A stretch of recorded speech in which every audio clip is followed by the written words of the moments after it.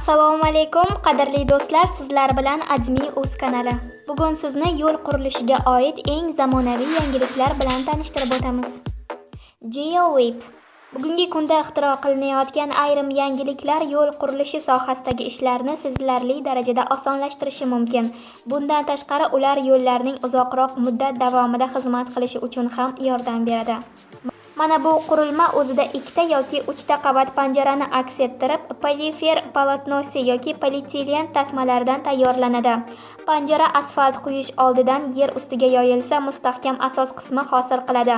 Uning katakchalari grunt, shag'al yoki qum bilan to'ldiriladi. Shundan keyin esa ustiga asfalt yotqizib chiqiladi. Bu turdagi texnologiya ayni paytda avtomobillar va temir yo'l qurilishida keng ishlatilmoqda. Buning sharofati bilan og'irlik taqsimlanishi tekis bo'ladi. Yo'l qoplamasi ustidagi yoriqlar ha deganda paydo bo'lavermaydi. Bundan tashqari, panjara ta'mirlash ishlarining muddat oralig'ini cho'zish uchun ham foydalidir.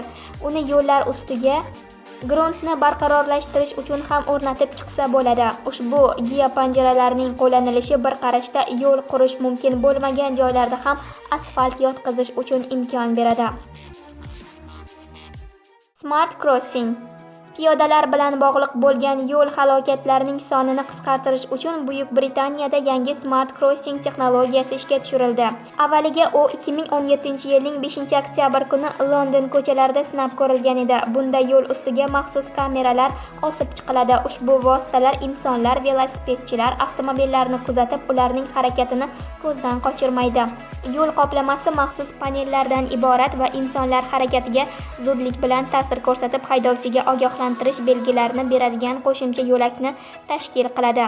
Agar inson piyodalar yo'lagidan tasodifan tashqariga chiqib ketsa, qo'shimcha hudud nur sochgancha bu haqida haydovchiga ishora qiladi. Bu esa mashinalarning o'z vaqtida to'xtab qolishi uchun foydalidir.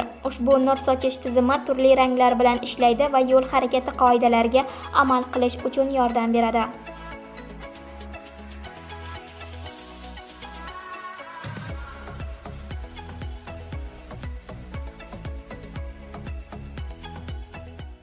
Rumble strips. Odatda haydovchilarning yo'ldan chalg'ishlari yoki rul ustida uxlab qolishlari sabab yil davomida ko'plab halokatlar sodir bo'ladi. Quyidagi yangi texnologiya esa mazkur muammoni hal qilish uchun yordam berib, baxtsiz hodisalar sonini kamaytirish uchun ko'mak qo'lini cho'zadi. U o'zida yo'l ustida hosil qilinadigan kichik g'adir-budur hududni aks ettiradi va alohida qismga joylashtirib chiqiladi. Ularning chuqurligi shunday darajadaki, yo'lak ustidan harakatlanib borayotgan mashina vibratsiya holatiga keladi va baland tovushli ogohlantirish ovozini hosil qiladi. Ushbu texnologiya ilk marta AQShning Minnesota yo'llariga o'rnatib chiqildi. Halokatlar sonining kamaygani esa ushbu usulning haqiqatan samarador ekanligini isbotladi. Baxtsiz hodisalar soni umumiy hisobda 29% ga qisqargan. Yo'ldan chiqib ketish holatlari esa 51% ga kamaydi. Aytish kerakki, ushbu usul nafaqat insonlar hayotini saqlab qoladi, balki tejamkor ekanligi bilan ham ko'pchilikka ma'qul keldi. Yaqin yillarda ushbu turdagi texnologiyalar boshqa yo'llarda ham ishlatila boshlanadi va bu jarayon yurish tezligi soatiga 88 km dan yuqori hududlar uchun belgilab qo'yiladi.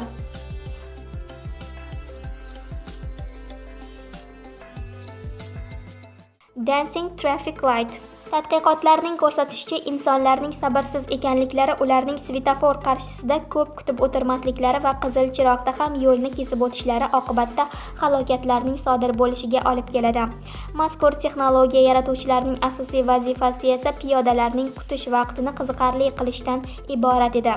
Svetofordagi mana bu qizil odamcha raqsga tushishni boshlaganda insonlar o'z-o'zidan unga diqqat qarata boshlaydilar va yo'lda to'xtab qoladilar. Ammo ushbu odamchaning raqs harakatlari avvaldan tayyorlangan yozuv emas. Shu yaqin atrofda maxsus budka joylashtirilgan bo'lib, u yerga istalgan inson kirishi va musiqa sadolari ostida raqs tushishi mumkin. Maxsus dastur uning harakatlarini qayd etib, ularni yozib oladi, keyin esa barchasini real vaqt rejimida svetofor tomonga uzatadi. Oqibatda 81% ga ko'proq odamlar piyodalar yo'lagi yonida turib yashil chiroq yonishini kutishga kirishadilar.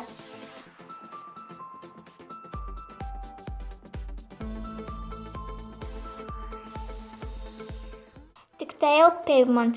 Bu turdagi taktil plitalarning shahar ko'chalariga joylashtirib chiqilishi ko'zlar ko'rmaydigan va ko'rish qobiliyati past bo'lgan insonlarning harakatlanishlari uchun qulaylik yaratadi.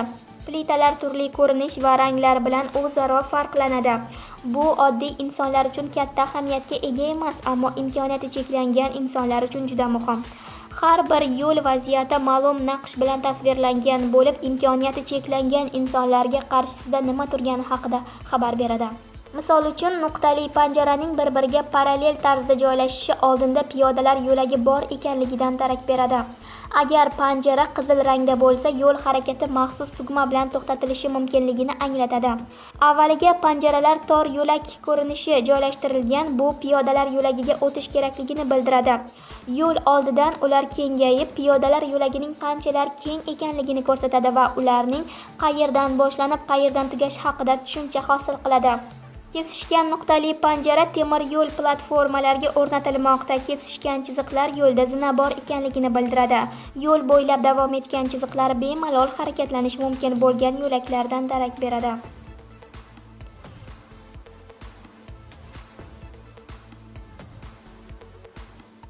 Intelligent speed bumps.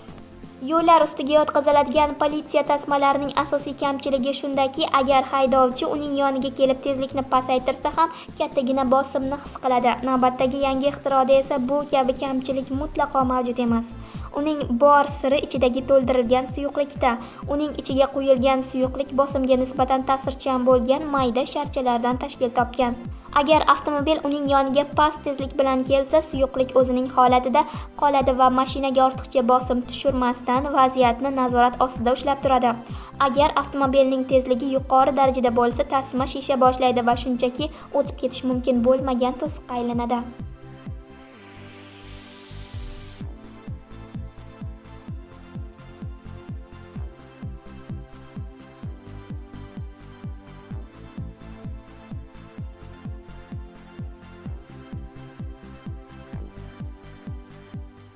Drones repair roads. Oxirgi yillarda injenerlar yo'l qurilishida dronlarni qo'llash bo'yicha faol ishlar olib borishmoqda. 2017-yilda yo'llarni tezroq ta'mirlash va bu borada inson ko'magidan foydalanmagan holatda harakat qiladigan dron namoyishi bo'lib o'tdi. Ishlab chiqaruvchilarning aytishlaricha, mazkur texnologiya kelajakda faol ishlatiladi. Yo'llar usti qoplab olingandan keyin dron havoga ko'tariladi va butun yo'l qismini skaner qiladi. U zararlangan hududlarni avtomatik holatda aniqlash imkoniyatiga ega. Shundan keyin dron kerakli joyga borib qo'nadi va avvaldan tayyorlangan aralashma bilan hududni ta'mirlaydi. Bundan tashqari dron maxsus vositalarni atrofga sepib, ularning xizmat qilish muddatini uzaytiradi ham. Bu keyingi ta'mirlash muddatini uzoqroqqa surib beradi.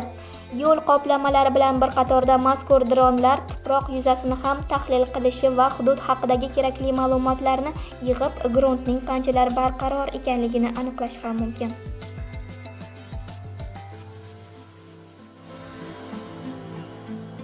HD Printed Bridge. 2015-yilning oktyabr oyida esa Impax HD kompaniyasi Amsterdamda HD usuli bo'yicha ko'prik qurib bitirdi. Loyihadagi asosiy rolni sanoat roboti bajarib bergan. Standart komplektatsiya tarkibida odatda maxsus liniyalar mehnat qiladi.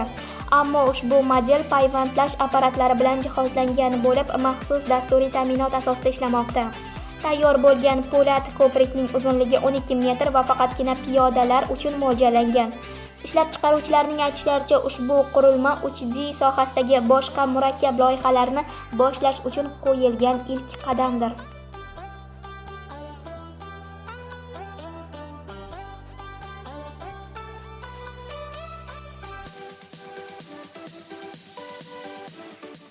Road Stabilizing Contractor.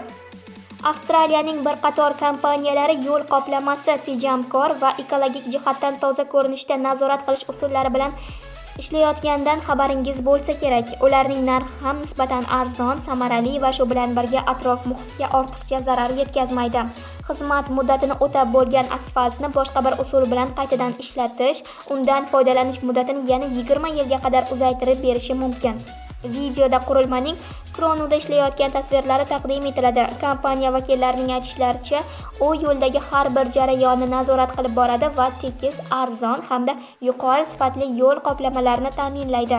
Sizlarga yetkazmoqchi bo'lgan ma'lumot va video roliklarimiz mana shulardan iborat edi. Bizni kuzatishda davom eting. Kanalimizga obuna bo'lish va like bosishni unutmang.